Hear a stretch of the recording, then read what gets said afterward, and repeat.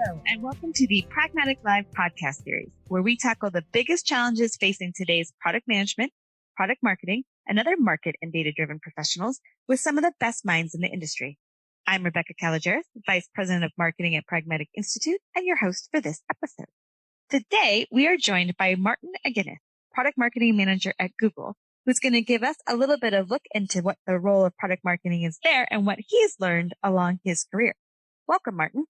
Hey, thanks for having me. Thanks for being here. First, tell me a little bit about and the listeners, a little bit about your journey into becoming a product marketing manager. Sure. So, I'm Martin Aguinis. I've been doing marketing for quite some time now because I've always been fascinated by how products are marketed. I think it's because I've been very involved as a user, as many of us, in different types of products. And so, I've always been a very curious person. And growing up, I tried starting several businesses myself. And I remember, the part that was most interesting to me was actually connecting whatever it was I was building or whatever it was I was trying to sell to the end users. And so I've always had that sense of curiosity of how can I reach people or make sure that we're building the right product for the right users. And I think that kind of brought me to a career in marketing, as well as to many of the startups that I got involved with before Google, and now doing marketing at Google. So that's kind of where my journey has taken me. Awesome. So one of the things that we hear a lot at Pragmatic Institute when we talk to different companies and different people who are in product marketing, that definition of what product marketing is and kind of what is the universe that they control with an organization changes a bunch, sort of department to department and certainly company to company. Can you tell us a little bit about that role at Google and what areas of sort of the product lifecycle and go-to-market journey that you and your team focus on? Certainly. So we've all heard of the saying, build a great product and users will come, right? But I think this is a complete myth and urban legend, especially in 2019, right? It helps to have a great product, but it's so critical to be able to connect it to the right user. Because a lot of times, if you don't have a strategy, then users will come on their own terms or with their own perceptions or maybe with some luck. So I think that the way Google defines marketing and product marketing is actually a much more accurate representation because it essentially know the user, know the magic, connect the two.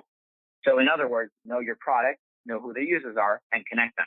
And it's the marketer's role to make that connection. And I think that's where the really interesting part comes in. And so we've seen a lot of products in the past, like Vine, for example, it was a great, social media and video platform, and that's gone. Google Inbox, I was a huge user, and that's also gone. And I always joke that, Blockbuster used to be the best, but it's not here anymore, right? And a lot of those were really great products. And a lot of them did have strategies to reach users, right? But it's up to us, product marketers, to ensure we're not just building great products, but also the right products and connecting them to the right users. And so that's kind of how Google defines it, and that's how I see my career. And when I do marketing, that's kind of what the tagline or the vision that I see for our product as well. And I think that's so true. I agree with you 100% that it's a myth that great products sell themselves. But Google has some great products, right? And so, and some, a huge number of users. So let's talk a little bit about those users that you do market to and what maybe makes them different and makes that challenging. Yeah. I mean, when I first joined Google, one of the best advice I got from my first manager was that, it's your job as a marketer to take a product further than it would go by itself, right? Because if you just put a Google brand behind any product, it'll naturally get a lot of views. I could upload a very bad video of myself describing any product. And if I upload it on the Google channel, I guarantee you to get a lot more views than an amazing video on my personal channel, right? Mm-hmm. So I think a lot of it is thinking about how are we, as marketers, shaping the way products are perceived, and also the Google brand is perceived. So we've seen a lot of excellent campaigns Google-wide. For example, one of my friends was the girl behind the Home Alone campaign last year, where Google, the assistant, essentially redid the Home Alone series using the assistant. And, it was wonderful because they actually used, Kevin McAllister in the commercial itself. And it was a really friendly and playful way in the holiday season to actually bring back not just the assistant, but 90s nostalgia and really show a lot of people how the assistant fit into that. And I thought that was a brilliant example of how we had a great product, but marketing was used in a very smart way to bring home literally that thought and that product to people, right? So that's one example of one I've seen within Google. Me specifically, I currently lead marketing for a product we have called Flutter. And Flutter is Google's UI toolkit to create apps for iOS, Android, and the web from one code base that are fully native. So you no longer have to build apps for separate code bases or with separate teams when they basically look the same at the end. You can actually make it all in one place with Flutter. And so it saves companies and brands a ton of time and money, and ultimately achieving a similar result. So that's the product I currently work on. And, I'm targeting developers, which is a very tough market to reach as a marketer, because developers, without zeros and ones, they don't want you to have all this fluff and campaigns. A lot of times, a lot of developers want me to get right to the point, right? So that's been a very interesting journey marketing Flutter to them. And to your point, it's a totally different market than what you're going for with the home products, right? And that Home Alone campaign, which I remember very fondly, it doesn't speak quite to them the same way, right? They're thinking, give me bullet points, give me some of those things. And I actually think sometimes as a marketer, that's particularly hard at that kind of audience, because we appreciate as marketers the wrapping, right? We are impressed by a strong campaign and the right word choices and some of those creativity and the nostalgia pieces. And so we naturally we lean towards those, right? Like that, that one's going to be great because it just meets with what our needs are. But your job is, of course, to focus on what your users want, which could be very different. Definitely. I mean, when I think of my users, developers, a lot of people hear the word developer and they think of someone sitting in their computer in their basement with no windows trying to hack into government code, right? But that's not who developers are, right? They're just like us. They want to solve problems, create solutions, help others using the best tools at their disposal. But as we mentioned, they're a really hard audience for several reasons, especially because their switching cost is actually really big, right? If you think about developers, they're very tied to the tools and programming languages that they currently use through habit, but also through their emotions. So I sometimes tell my friends that, telling a developer to switch to a different tool or try something new sometimes can be like telling your, friend who's been practicing on her Yamaha guitar or Fender guitar for the past 10 years to switch to a brand new one for their upcoming concert, right? Even if the new instrument objectively may have a little bit better sound, you're already so habitually and emotionally tied to your instrument that it can be a very, very hard thing to do. So that's definitely something to think about. And that's also why when marketing to a tough audience like developers, Home Alone commercial with a lot of, great emotional senses might still not do the trick, right? You might have to kind of break some of those traditional marketing frameworks when thinking about those different audiences. Are there things that you've learned or uncovered as you've worked with developers as a tough market that you think would help others regardless of their market? Absolutely. I recently gave a keynote at the Product Marketing Summit here in San Francisco, and I talked about 5 different ways to market to developers from 0 to 1. And I think one of the focuses was that I believe that a lot of these tactics can actually extend beyond the developer market to several markets, because I think, when you are marketing to developers, if you can get it right with them, it's like, if you can make it in New York, you can make it anywhere, right? And I feel that way sometimes with this market because they're tough. A lot of times it's really not easy. I joke around with my team that if, developers don't know that there's a marketer on the team, and I'm probably doing a good job, right? But some of these lessons I do think are really applicable to others. And for example, I'll call one out, which is let them tell your story. So a lot of times, instead of actually brute forcing or trying to launch your own marketing campaign, developers have amazing stories. And, a lot of times I feel companies focus a lot on what the apps they're creating are, or what is the end result, without realizing how amazing their journey with developing the tool itself was. So that's an insight that I took into a campaign I recently launched called My Flutter Story, which essentially encouraged people all over the world to submit videos on how they're using Flutter and how they're developing the app, and make the focus more on their stories rather than the apps themselves. And we actually ended up getting submissions from over 50 different countries. And we put together a video compilation of these stories, someone from Nigeria, someone from Tokyo, someone from Sydney. And it was really beautiful to see this whole community come together. And we ended up showing the video at our launch event last year. So that's a big insight, I think, is letting others tell your story. Sometimes just giving a very basic rule like, hey, submit videos using these specs, telling your story can go a very long way. But I think where you made the point that if they don't know there's marketing, That's a win with developers. I think you also are accurate that sort of peer endorsement, peer conversations are powerful with every group. So what's another one? What's another one of your 5? Absolutely. I mean, along those similar lines, another one is how do you now take this community and not just tell them, have them tell your story, but also actually set up a fun contest for them. And that's something we did. So we set up a competition called Flutter Create, where in under 5 kilobytes of code, which is less than half a second of an MP3 file to put it in perspective, we asked developers to create any app with Flutter as long as it met that specification. And so essentially we've created some of those rules, but we let the community run with it and see what they made. And we ended up getting over 750 submissions across 60 different countries. And the grand prize winner was a self-taught developer from China who I actually met last week in Shanghai. And he learned Flutter 3 weeks before the contest ended. So we ended up even writing a story about that, and that got tweeted out by the Google handle and, Google-wide endorsed. So it was really amazing to see not just all these communities coming together around the world to build for these platforms, but Google as a company actually taking the story and publicizing it Google-wide to inspire people, developers and non-developers alike, to do it. So I thought that was a very interesting lesson as well.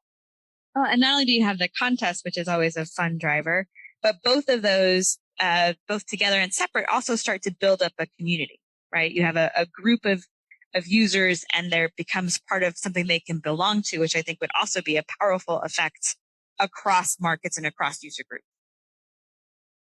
Absolutely. I mean, something I talk a lot about is how do you curate for the 99%? Because at the end of the day, regardless of what product you're marketing, you're essentially probably never going to meet 99% of the people that use the product or the service in person. So, but a lot of times we use events and conferences to reach these people, yet they're not there. So how do you curate for them? How do you ensure that you're still reaching the market that you're trying to reach?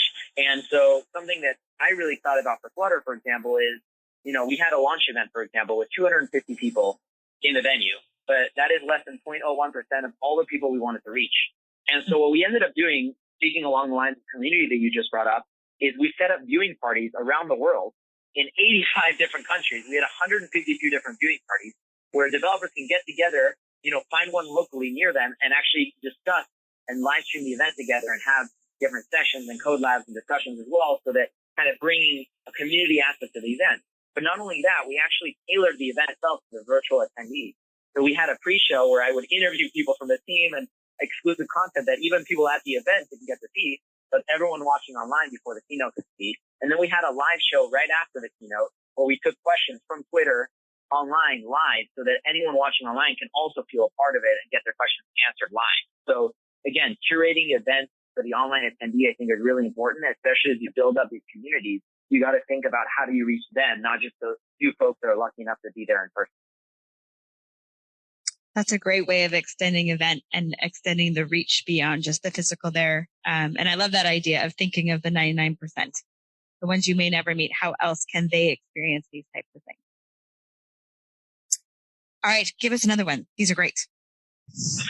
I mean, one of the first ones that a lot of people don't think of is focusing on the non-sexy. And the reason I say it like that is because at the end of the day, 90% of marketing is the non-sexy. It's, a lot of the hard groundwork that my friends will look at what I'm doing and they see me sometimes giving talks or doing these fancy videos and they, think that I'm just having fun all day. And I definitely am.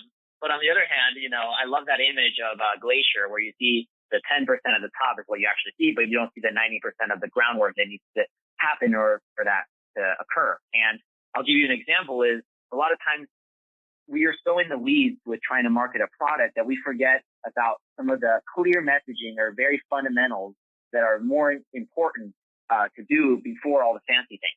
And that's something that I, was a victim of when I joined Flutter. Was I really kind of hit the ground running and started diving deep into all these features. And then I realized, taking a step back, that there's actually no clear asset describing what Flutter is. So you can go on the site and it's very explanatory to the detail for developers, but if someone just wants to know very clearly what it is, there's not any video or descriptor of that.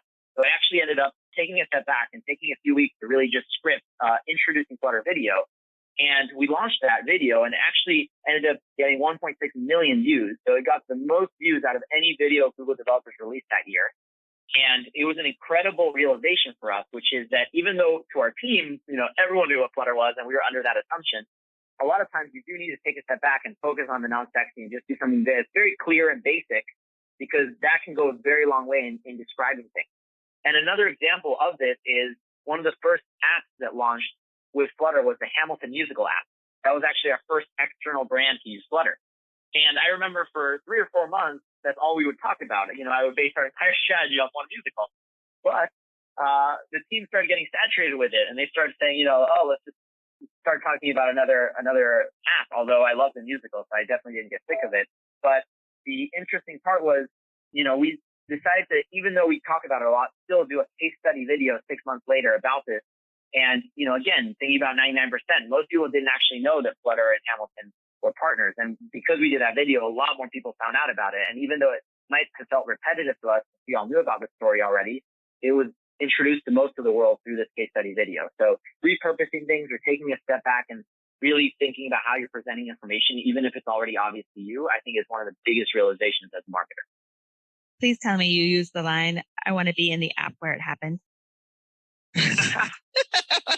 No, but I've used many other puns, but I might have to steal that one from you. I think that's a really good point. And I actually also think it's a really good point that you have to keep doing this, because I think when you're new, you come in with all the basic questions. And so you're like, why aren't the basic questions there?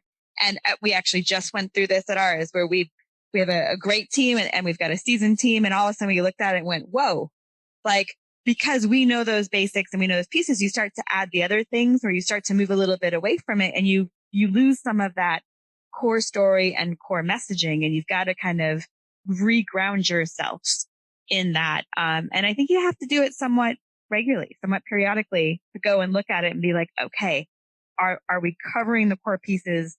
Are we being strong enough in describing those items, or have we gotten, to your point, tired of the own messaging and moving on to something else? I mean, absolutely. And you think about, that's why usability studies and also talking to your users consistently is important, especially if you think about when you're crossing the chasm, right? Because you have all your early adopters, but then all of a sudden, all this new wave of folks now need to be introduced again at the beginning to your product. And so even though a lot of the people you've already been speaking with, or a lot of the current customers might be more advanced, you now have to recurate and revisit some of those early documents or early introductions to your product to make sure they're still relevant to the early adopter or early majority wave of people that are coming in as well. So I think that's exactly right. Especially because so many of the people you actually interact regularly are not your brand new adopters, but those who are just more active with your brand. And so you start to see in them knowledge of the basics and also skip ahead with them. And I think that, again, gets reflected in our external positioning and messaging. Do you have time to share another one? Sure, I can share one more. I think actually this week I'm launching a brand new showcase on our website. I think a lot of times storytelling is the key to marketing, and a lot of those stories we find through our developers and through the brands that are using Flutter. And so I mentioned the Hamilton case study. At this point, I've done 6 or 7 other case studies with companies and brands like Abbey Road Studios, Tencent, Alibaba, Dream11 in India. And it's really important not just to do these videos or stories, but keep circulating them to your communities. Because as we mentioned, a lot of people might not have found these stories, but it's helpful for them when they're thinking about a product like Flutter to see other use cases and testimonials. And so using that concept, I think it's really important to think about what partnerships or stories can you really drive forward. And not just about big brands, but also specific developer stories too. So showing the human aspect of this and how it saves people time. And so one, abstraction from this lesson beyond just having the actual showcase page is also a lot of times when you have new features you want to announce or new product updates, leading those with a customer or with a use case or story is a lot more powerful than just announcing the feature without anything. So if you look at the Google I/O 2019 keynote, we actually announced Flutter running on the web for the first time, a technical preview of that. So essentially you can take the same code you build for building your mobile app and you can apply it to the web. But instead of just announcing that, we actually partnered with the New York Times and we showed how they build their new 1010 puzzle app using Flutter on mobile and the web together. And leading with that brand and instantly gave us that sense of credibility that, wow, there's this big brand already using this feature. So clearly it's been really well established rather than just announcing the feature. So I think that's definitely a good lesson, which is form those early partnerships in order to drive some of your features forward. Well, there's both the credibility of that brand, and then to your point as well, it's a proof point that the new feature is a proven feature, which is sometimes we get ourselves in a circle where you announce a new feature and everyone's like, well, I bet it still has lots of bugs. I'll wait. Right?